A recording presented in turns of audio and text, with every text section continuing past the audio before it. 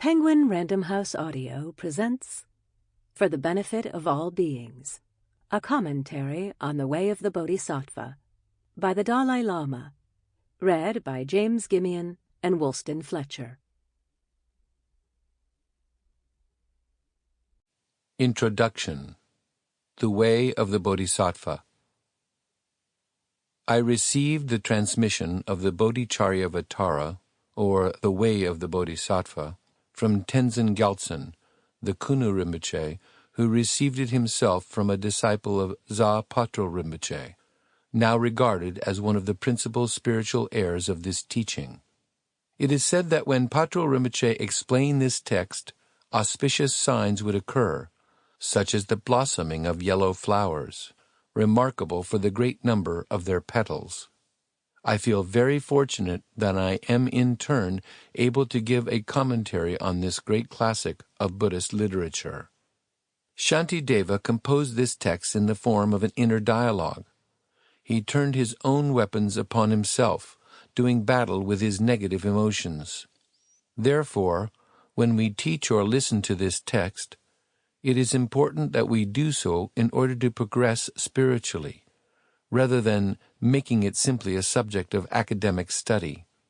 With this in mind, we begin each session of teaching by paying homage to the Buddha and reciting extracts from the sutras. Abandon evil-doing, practice virtue well, subdue your mind. This is the Buddha's teaching. Like a star, an optical illusion or a flame, a magical illusion, a dewdrop or a bubble, like a dream, a flash of lightning or a cloud, so should one consider all compounded things. While reciting these words, we should reflect on impermanence and the lack of reality in phenomena, and conclude with a prayer of dedication. By this merit may we attain omniscience and overcome our enemy, our harmful deeds. And may beings, buffeted by the waves of birth, old age, sickness, and death, be liberated from the ocean of existence. Next, we should recite the Heart Sutra, the praise to Manjushri, and the offerings of the mandala. Those of you who cannot recite these should simply think of the Buddha's kindness and reflect on the view of emptiness, which is the meaning of the Prajnaparamita Sutras. Finally, we should renew our vows, taking refuge and generating bodhicitta 3 times. In the jewels of the Buddha, Dharma, and Sangha, we take refuge until we attain enlightenment. By the merit of practicing generosity and the like, may we attain Buddhahood for the benefit of beings. We will now begin our study of the Bodhicharyavatara. The master of these teachings, the Buddha, began by generating the wish for enlightenment. He then accumulated positive actions through many lifetimes over a period of 3 great uncountable kalpas. Finally, in the age when the average human lifespan was 100 years, he entered this world and attained enlightenment on the Vajra throne at Bodh Gaya in India. In the 25 centuries since he first turned the wheel of Dharma of the vast and profound teachings, the Buddhist path has been one of the most important of the world's spiritual traditions. I usually consider the teachings of the Buddha under 2 headings: activity and view. Activity means refraining from harming others. This is something that is universally helpful, something that all people appreciate, whether they are religious or not. View refers to the principle of interdependence. Happiness and suffering, and the beings who experience them, do not arise without cause, nor are they caused by some external creator. In fact, all things arise from causes corresponding to them. This idea is upheld by all schools of Buddhism, and so I usually say that our view is that of interdependence. The view of interdependence makes for a great openness of mind.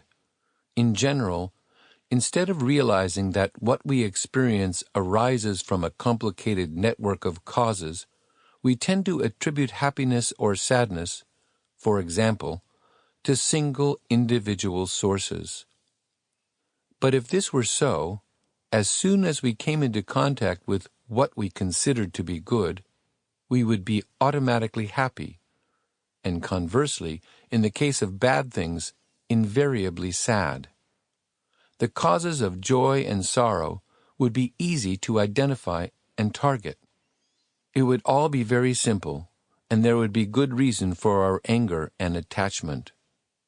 When, on the other hand, we consider that everything we experience results from a complex interplay of causes and conditions, we find that there is no single thing to desire or resent, and it is more difficult for the afflictions of attachment or anger to arise. In this way, the view of interdependence makes our minds more relaxed and open.